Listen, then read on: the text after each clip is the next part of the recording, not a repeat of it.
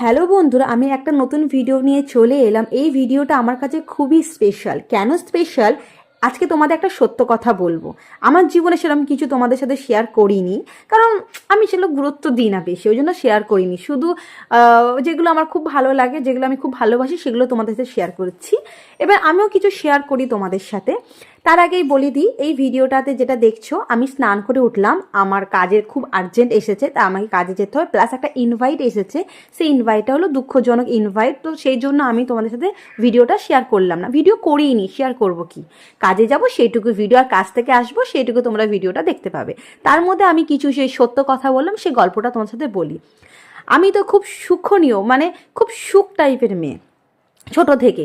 তার মানে এ নয় যে আমি কিছু হারাইনি, আমি আমার মনের মধ্যে দুঃখ যন্ত্রণা বেদনা নেই, আমিও অনেক কিছু পাইনি, আমি অনেক কিছু আমার স্বপ্ন বা স্বপ্ন তো এখনও পূর্ণ হয়নি, বলে ইচ্ছে অনেক কিছু, অনেক ইচ্ছেই বাকি রয়ে গেছিলো। তো সেগুলো আমার মধ্যে আছে, কিন্তু আমি এগুলোকে গুরুত্ব দিই না। ওই জন্য কেউ আমার জানতে পারে না যে আমার কষ্ট হয়, দুঃখ হয়, সবই হয়, কিন্তু আমি কোনোদিন জাহির করি না, কারণ আমার কাছে ওটা কোনো ইম্পর্টেন্টই নয়।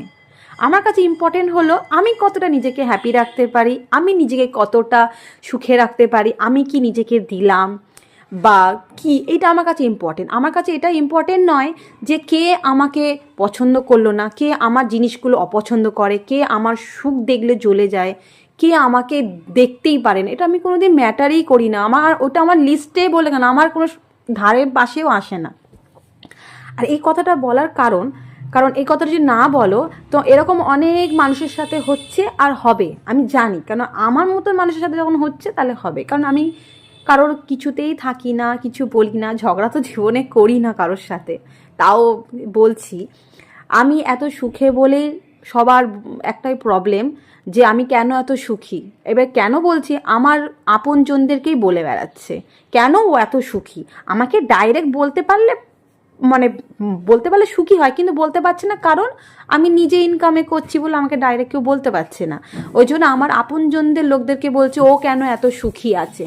আমি সুখী আছি, এটা আমার কোনো দোষ নয়, কারণ আমাকে ওইভাবে ভগবান বানিয়ে পাঠিয়েছে।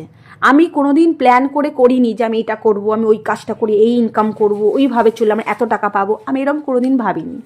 আমি জাস্ট আমার যেরকম পরিস্থিতি আমি সেটাকে এনজয় করে নিয়েছি। হ্যাঁ, আমারও কষ্ট হয়, আমিও নিজেকে কোশ্চেন করেছি কেন আমার সাথে এরকম ঘটে। তার মানে এ নয় যে আমি ওইটাকে নিয়ে পড়ে রয়েছি। আমার অটোমেটিক সব কিছু রাস্তা খুলে যায়, আমি সেই রাস্তা দিয়ে যাই, এটা তো আমার কোনো দোষ নেই। আর আমার তো যেগুলো ছোটোখাটো তোমরা দেখছো, হ্যাঁ এগুলো আমার কাছে ছোটোখাটো, যেগুলো আমার শখগুলো দেখছো, ওটা শখ না, এটা ইচ্ছে বলতে পারো।